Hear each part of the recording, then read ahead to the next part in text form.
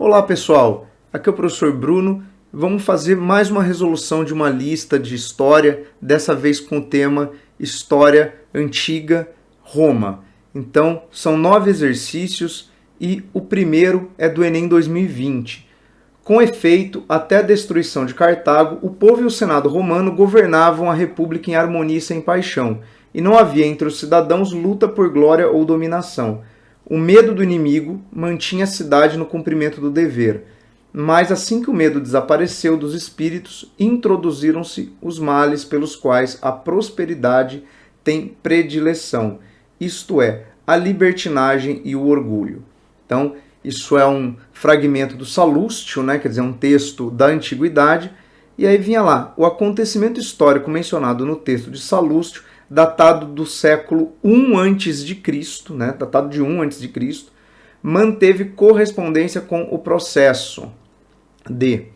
Pessoal, primeira coisa, né? O período que antecede o cristianismo é o auge da República Romana, né? A transição para o Império Romano se dá no ano de 27 a.C., ou seja, no final desse período. Então você tem o ápice da República Romana, que era governado pelo Senado, mas que tinha a plebe sempre reivindicando direitos.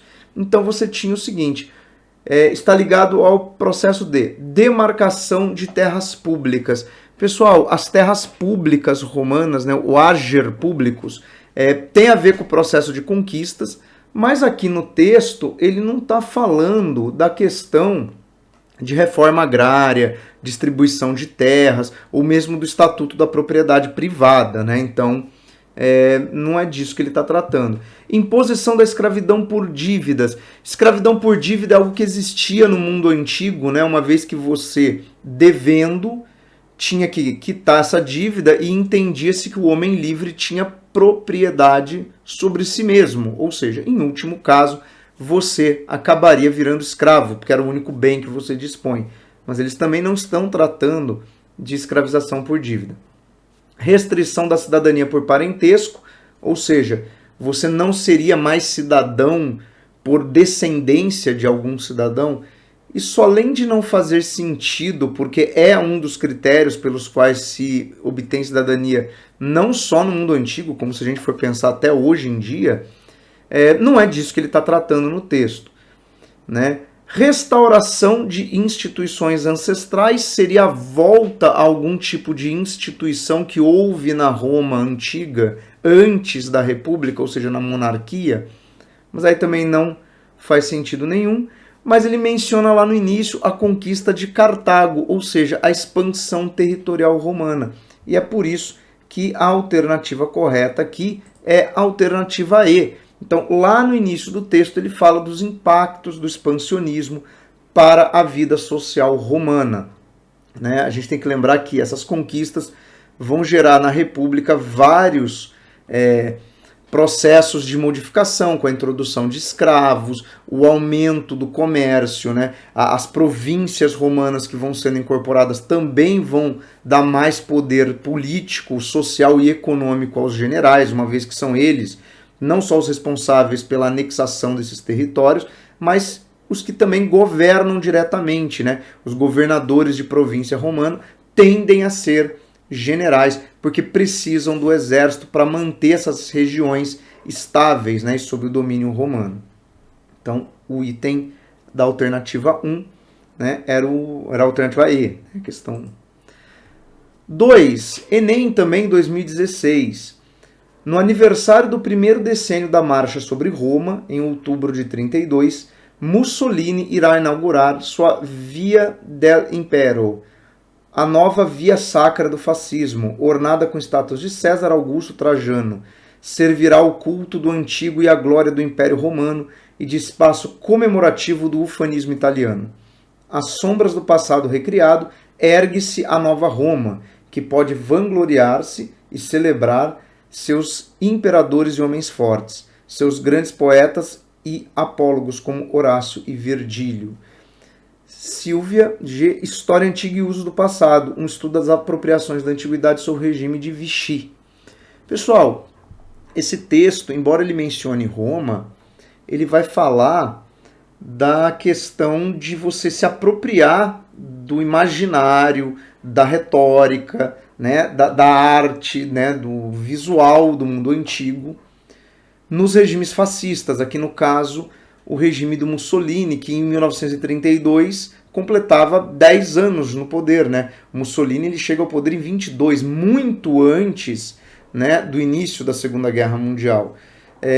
E o fascismo italiano usava muito essa simbologia do Império Romano, né? Essa ideia de criar a nova Roma, né? De que a cidade de Roma e que o Mussolini, como grande líder dessa nova Itália, levaria eles de volta a uma época de glória e remete-se ao Império Romano. O nazismo alemão também usa muito a simbologia, né, da antiguidade, a águia, né, a arquitetura em estilo neoclássico, né, o resgate, por exemplo, da simbologia das Olimpíadas. Então, o fascismo ele tem muito esse referencial do mundo antigo, óbvio, para justificar o expansionismo, para justificar a dominação sobre outros povos e para justificar regimes extremamente autoritários e esse culto à figura do governante.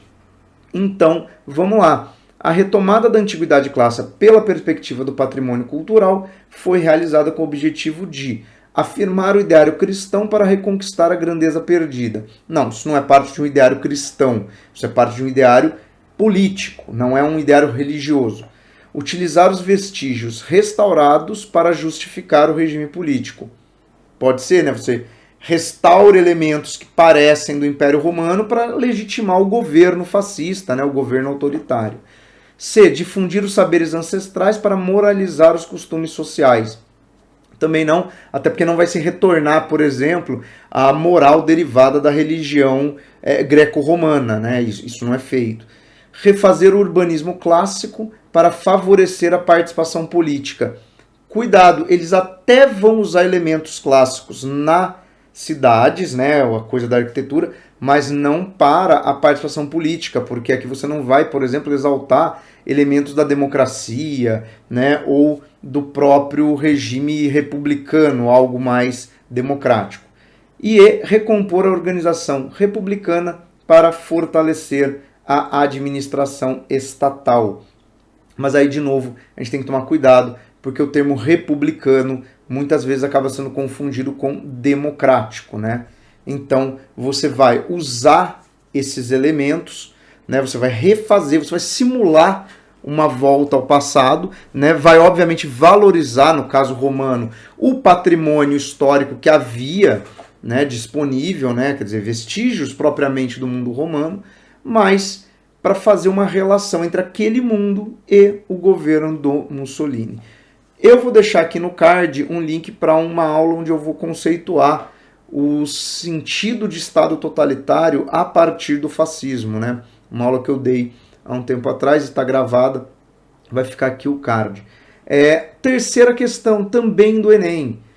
Os escravos tornam-se propriedades nossas, seja em virtude da lei civil, seja da lei comum dos povos. Em virtude da lei civil, se qualquer pessoa de mais de 20 anos permitir a venda de si própria com a finalidade de lucrar, conservando uma parte do preço da compra, e em virtude da lei comum dos povos, são nossos escravos aqueles que foram capturados na guerra e aqueles que são filhos de nossas escravas. Ciro Flammarion Cardoso, né, um texto dele sobre o trabalho compulsório, ou seja, o trabalho forçado, o trabalho escravo. Duas coisas importantes. Ele aqui fala da lei dos povos, ou seja, todos os povos da antiguidade entendiam que o prisioneiro de guerra e o descendente do escravo eram, por extensão, escravo. Mas a lei civil romana permitia que um indivíduo se vendesse, se colocasse como escravo. E aí remete muito àquela questão das famílias que vendiam seus filhos, seus entes, como meio de obter recursos até para quitar dívidas, né? Então, isso era uma coisa muito comum no mundo romano. A obra Institutas do jurista Aelius Marcianus, século III d.C., instrui sobre a escravidão na Roma Antiga. No direito e na sociedade romana desse período, os escravos compunham uma mão de obra especializada e protegida pela lei, força de trabalho sem presença de ex-cidadãos, categoria de trabalhadores oriundos dos mesmos povos, condição legal independente da origem étnica do indivíduo ou comunidade criada a partir do estabelecimento das leis escritas. Bom, vamos lá. Se um romano pode ser vendido ou virar escravo por dívida, um cidadão romano poderia ser escravo. Então, item B já tem que ser excluída, né? Uma mão de obra especializada não necessariamente, porque você tinha escravos aplicáveis às mais diversas atividades. Então, não. Categorias de trabalhadores oriundos dos mesmos povos também não, porque Roma escravizou uma diversidade de povos e os próprios romanos podiam se constituir em escravos, né? Então, ficava também comunidade criada a partir do estabelecimento das leis escritas, não, porque a prática de escravidão é muito antiga. Aqui era o item D, condição legal, ou seja, era um instrumento jurídico a escravidão, independente da origem étnica, ou seja, você podia ter escravos das mais diversas origens, romanos, povos dominados, o mesmo povo haveriam indivíduos livres e indivíduos escravizados, depende dos arranjos feitos, e não havia, por exemplo, e a gente vai ver isso numa outra questão, elementos raciais, por exemplo, aplicáveis à escravidão no mundo antigo. Não havia nada, por exemplo, que dividisse, como na América colonial, entre brancos e não brancos, né? Negros e indígenas. Não havia isso no mundo romano. Inclusive, fenotipicamente, os escravos romanos eram muito parecidos com seus senhores, muitas vezes. Então, não havia o elemento étnico. Alternativa D. Mas muita gente esquece isso, porque pensa na escravidão americana como referência para qualquer escravidão. 4, que também é do Enem 2013, no caso. Durante a realeza, ou seja, a monarquia, e nos primeiros anos republicanos, as leis eram transmitidas oralmente de uma geração para outra. E a ausência de uma legislação escrita permitia aos patrícios, né, que era a elite romana, uma nobreza de nascimento, donos de terra, manipular a justiça conforme seus interesses. Em 451 a.C., porém, os plebeus conseguiram eleger uma comissão de 10 pessoas, os decênviros, para escrever as leis. 2 deles viajaram a Atenas, na Grécia, para estudar a legislação de Solon.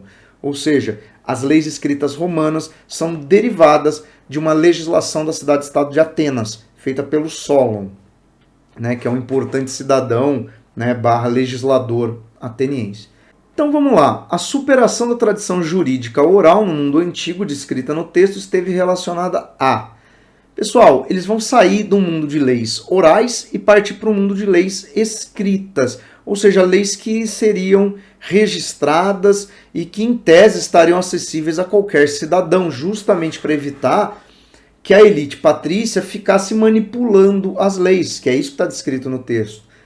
Item A, adoção do sufrágio universal masculino. Sufrágio universal é voto universal. Tudo bem que aqui se faz a ressalva de que seria só masculino, mas isso não existiu na República Romana, tá? Então está incorreto. Extensão da cidadania aos homens livres, ou seja, considerar todos os homens livres de origem romana como cidadãos, o que incluiria a plebe. Isso se aproxima bem do que está descrito no texto, né? Uma vez que ele fala que os plebeus interferiram nesse processo elegendo representantes. Olha aí algo que se assemelha ao que nós entendemos como um governo representativo, né? Afirmação de instituições democráticas, complicado, né? Porque você dar cidadania a todos os homens livres não necessariamente é democracia, porque no conceito contemporâneo de democracia a gente entende, por exemplo, participação das mulheres, é meio que incompatível com a existência de escravidão, né? Então a palavra democracia no mundo antigo ela é muito complicada, né? Implantação de direitos sociais. Pessoal, direitos sociais são aqueles que dizem respeito às condições econômicas, socioeconômicas das pessoas. Isso não vai acontecer no mundo romano. As desigualdades sociais continuarão enormes. E tripartição dos poderes políticos também não haveria. Por quê? No mundo romano, o Senado do período republicano acumulava as funções de poder executivo e de poder legislativo. Então não havia tripartição do poder. Portanto, acaba que a melhor alternativa aqui é a B, porque fala, né, da participação da plebe, mas eu não posso nem dizer que é democrático, nem que era voto universal, porque os escravos e uma série de indivíduos eram privados da participação política, né? Então ficava aqui a B, né? Talvez alguns chegassem a B por achar que ela é a alternativa que sobra, né? Isso às vezes acontece, infelizmente, nas questões teste, né? E aqui vamos às questões dissertativas. Só lembrando que quando eu falo de uma questão dissertativa, eu vou dar uma orientação de resposta, né? A ideia não é ser a única resposta possível, né? Há variações às vezes, né? Então vamos lá. No ano de 73 a.C., um grande número de escravos e camponeses pobres se rebelaram contra as autoridades romanas no sul da Itália. Os escravos buscavam retornar às suas pátrias. Depois de resistirem aos exércitos romanos durante 2 anos, a maioria foi massacrada. Então tá. Então tá falando de uma rebelião de escravos, né? Mas fala que os camponeses, que não são escravos, né? Camponeses livres, associaram-se a essa revolta. Compare a escravidão da Roma Antiga e da América Colonial, identificando suas diferenças. Vamos lá, pessoal. Se a gente for pensar em igualdade, o que há de semelhante?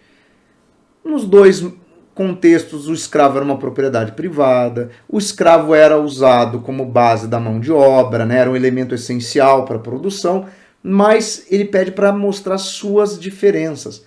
Qual é a fundamental diferença entre a escravidão romana e a escravidão da América colonial? É a questão étnica. No mundo romano não havia uma questão étnica, porém na América colonial havia, porque predominava a escravidão de povos africanos e, em alguns contextos, de populações indígenas, né? Então você podia considerar esses elementos, tá? Tem uma outra coisa que você podia até usar como diferença, também seria até interessante colocar aqui, que no mundo romano, no contexto romano, você tinha escravos aplicados a diversas atividades, por exemplo, desde trabalhos braçais até atividades consideradas intelectuais. E se a gente for olhar a América colonial, fundamentalmente na América colonial, os escravos são usados em trabalhos braçais, atividades produtivas, trabalhos domésticos, mas você, por exemplo, não vê a aplicação de escravos, por exemplo, a tarefas consideradas intelectuais, né? Escravos alfabetizados, escravos que liam, coisas do gênero, não são comuns na escravidão colonial, mas são comuns no mundo romano. E a B, quais as formas de resistência escrava nesses dois períodos? Bom, o próprio enunciado já trazia isso, né? Basicamente é o quê? A incidência de rebeliões, revoltas, fugas em massa de escravos. Você podia falar também, talvez, da resistência cultural dos escravos, né, que preservavam práticas religiosas, sua língua, sua forma de organização dentro do que era possível, mas basicamente fugas e rebeliões seriam as formas principais, né? E aí tanto faz, nós tivemos isso em todos os contextos em que houve escravidão. 6. Exercício da Unicamp Vestibular 2005. Se Roma existe, é por seus homens e seus hábitos. Sem nossas instituições antigas, sem nossas tradições veneradas, sem nossos singulares heróis, teria sido impossível aos mais ilustres cidadãos fundar e manter durante tão longo tempo a nossa república. Então, é um trecho do Cícero, né, um pensador romano importante, um cidadão, né, senador romano. Nomeie e caracterize uma das instituições políticas da República Romana. Pessoal, aqui a mais óbvia, a que a maioria dos candidatos colocaria, é o Senado propriamente dito, né? E aí você vai caracterizar o Senado romano de que forma, né? O Senado romano é a Assembleia dos Cidadãos Romanos, uma forma de oligarquia, né? A princípio, só acessível àqueles que vinham da elite romana e que, durante a República, tinham a função de governar diretamente a cidade. Então, era para caracterizar o Senado, tá? B. A expansão ocorrida durante a República fez com que os romanos tivessem contato com o mundo helenista e incorporassem alguns costumes e tradições. O que foi o helenismo e qual sua importância na Roma republicana? Então vamos lá. Primeira parte é responder o que foi o helenismo. Aí você teria que lembrar que o helenismo é a preservação da cultura grega e sua propagação dentro do Império de Alexandre Magno, né, à medida que ele incorpora povos do Oriente. E como é que isso se traduz na República Romana? Porque os romanos acabaram conquistando esses territórios. E nesses territórios, eles acabam preservando algumas práticas introduzidas pelo Império do Alexandre Magno. Por exemplo, manter parte dessas populações do Oriente livres, embora submetidas à autoridade romana. E dessa forma preservavam a língua, os costumes, a religião, a organização social, até algumas figuras de autoridade dessas populações que eram incorporadas no Oriente eram preservadas. Basta lembrar que na história do cristianismo você tem ali na Palestina romana toda uma série de populações que vivem sob domínio romano, mas que não são escravizadas e não são forçadas, por exemplo, a abrir mão do seu contexto religioso e das suas lideranças, tanto religiosas como até de algumas figuras de autoridade política. Óbvio que viviam e existiam sob um domínio romano, então havia uma conivência, né? Mas existe essa manutenção da cultura local, até como forma de evitar conflitos, né? Minimizar o estresse dessa dominação. Então você podia ir por essa linha, né? Que seria também interessante. E também podia falar, obviamente, da própria incorporação da cultura grega a alguns elementos da cultura romana, né? Por exemplo, a religião romana, que tem né, traços óbvios da religião grega e outras questões. Mas isso aqui seria mais propriamente ligado ao modelo de império helenista do Alexandre Magno. 7. FUVEST 2005. Um exercício já de um modelo mais antigo, né? Não tem texto, uma questão até bem direta. Karl Marx afirmou mais de uma vez que na antiguidade romana era o Estado que sustentava o proletariado e não este aquele, como ocorre na modernidade. Com base nessa afirmação, explique. Bom, o raciocínio do Marx vai ser simples. Ele vai dizer que no mundo contemporâneo é o trabalho, né, do proletariado, ou seja, das camadas sociais mais baixas, né, da classe trabalhadora, que acaba sustentando a sociedade. Por quê? Porque gera riqueza, produz. Como no mundo romano você tem a introdução dos escravos, a plebe romana deixa de ter essa finalidade de produção e passa a ser uma massa de cidadãos romanos completamente miseráveis. E aí o que acontece? O Estado romano introduz uma série de práticas para sustentar, para manter minimamente condições de vida para essa população, e aí leva a esse raciocínio do Marx. Como é que o Estado sustentava o proletariado romano? Pessoal, aqui há uma menção ao pão e circo. Então, era isso, né? Quer dizer, políticas públicas de, no caso, entretenimento, ok, para a população, para mantê-la ali sob um certo controle, né, com sua ociosidade controlada, mas fundamentalmente a distribuição de alimentos, né, alguma forma de garantir um mínimo de sustento a essas populações, o que evitava rebeliões, né, o que evitava uma série de problemas sociais mais graves. E aí na B, por que é possível sustentar que a derrota do programa de reforma agrária dos irmãos Graco abriu caminho para tal política? Bom, o enunciado não faz menção a isso, né, mas os irmãos Graco foram políticos romanos que defendiam que parte das terras conquistadas por Roma fosse atribuída à população livre, aos plebeus, na forma de pequenas propriedades. E aí você não teria, obviamente, essa população miserável, passando fome, e que acabou dependendo do pão e circo, né? Então você tinha que ir nesse sentido, né? Se houvesse essa reforma agrária, né, ou o fato dela não ter ocorrido, né, privou a plebe dos meios para a subsistência e, ao mesmo tempo, concentrou terra na mão do Estado. Então, quer dizer, a plebe não tinha como se sustentar, por outro lado, o Estado romano tinha como fazer isso, porque ele produzia, ele gerava riquezas, né, óbvio, com mão de obra escrava, e isso permitia que o Estado direcionasse parte desses recursos para as políticas que a gente conhece como pão e circo. Exercício 8, Unicamp também, 2007. Em Roma, no século XV, destruíram-se muitos e belos monumentos, sem que as autoridades ou os mecenas se lembrassem de os restaurar. No melhor período deste regresso ao antigo, ocorrido durante o Renascimento italiano, não se restaura nenhuma ruína, e toda a gente continua a explorar templos, teatros e anfiteatro como se fossem pedreiras.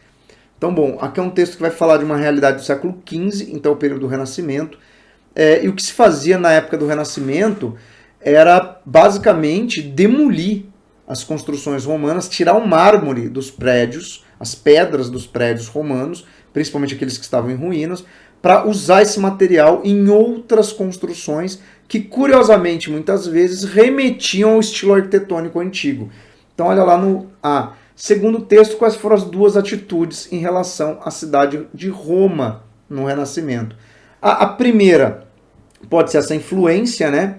Você usava como inspiração arquitetônica, porque o Renascimento renova esses modelos antigos, né? E por outro lado, você não tem nenhum apreço pelas ruínas romanas, né? Quer dizer, você desmancha elas para construir coisas novas que remetem àquele mesmo estilo. É aquela ideia de que os homens do Renascimento eles se inspiram na antiguidade, mas eles a superam.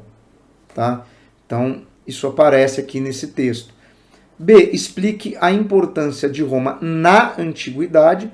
Bom, Roma era a sede do Império Romano, então a gente pode considerar que era o grande centro de poder político da Europa, né? Era o grande centro da civilização romana. E a C, porque o Renascimento italiano valorizou as cidades. Bom, aí tem duas coisas. Primeiro, o Renascimento ele vai acontecer num contexto de retorno da atividade comercial, então as cidades são relevantes por essa questão econômica e também justamente por se basear numa inspiração do mundo antigo e negar aquela vida rural típica do feudalismo, né? Então, o homem do Renascimento ele é um homem que se urbaniza por conta do comércio, da atividade econômica e por conta também do referencial, né, de uma civilização urbana ser visto como algo mais evoluído do que uma civilização agrária, por exemplo, né? Inclusive essa mentalidade nos acompanha, né, desde o Renascimento. A gente ainda vê isso, né, como sinônimo de progresso e desenvolvimento, é o ambiente eminentemente urbano, é a negação do ambiente rural. Então nós temos isso no Renascimento. E a última questão, que é da FUVEST de 2017, peguei aí uma questão relativamente recente, tá? Porque acaba que esse tema não tem aparecido com tanta recorrência nos vestibulares, né? Acaba pela questão de incorporar filosofia, acabam tirando um pouco das questões de antiguidade de alguns vestibulares, mas está lá. A construção da modernidade econômica no Ocidente teve como elementos determinantes a aquisição de características mentais e sociais totalmente estranhas ao mundo greco-romano, uma árdua e longa reapropriação civil do trabalho e a invenção de uma relação nunca antes experimentada entre trabalho dependente e liberdade pessoal, seja nas cidades que renasciam, seja nos campos depois do feudalismo. E também uma reconquista da dimensão física da natureza, matéria em movimento, em um novo quadro de experiências e conceitos, como a condição para uma aliança entre inteligência e produtividade, entre conhecimento científico, saberes artesanais e inovações tecnológicas. Então, vamos lá, a partir do texto. Caracterize a relação entre trabalho e liberdade pessoal na Antiguidade Clássica. Bom, a ideia de trabalho e a ideia de liberdade na Antiguidade Clássica são opostas.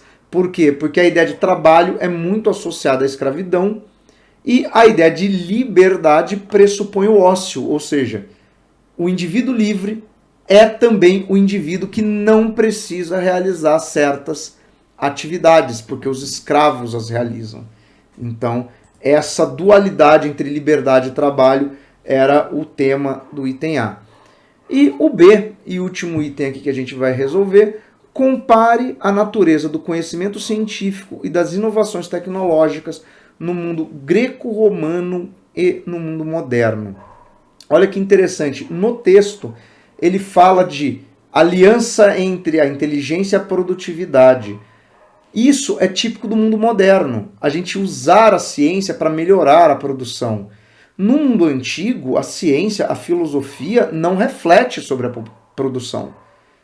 É incompatível você pensar a filosofia do mundo antigo sendo voltada para algo produtivo, porque algo produtivo é próprio do escravo. Então, aqui nós temos uma ideia de que no mundo antigo o conhecimento não é voltado à produção, e já no mundo moderno a gente junta ciência e produção visando melhoria, visando produtividade, visando maior eficiência, tá? Então, era essa a ideia aqui da questão da FUVEST, né, de conciliar esses dois pensamentos, tá? Então, aqui fica a resolução dessa lista. A lista está aqui disponível no link, tá? Esse gabarito também está lá, né, num outro arquivo, mas fica aí e até a próxima lista, pessoal.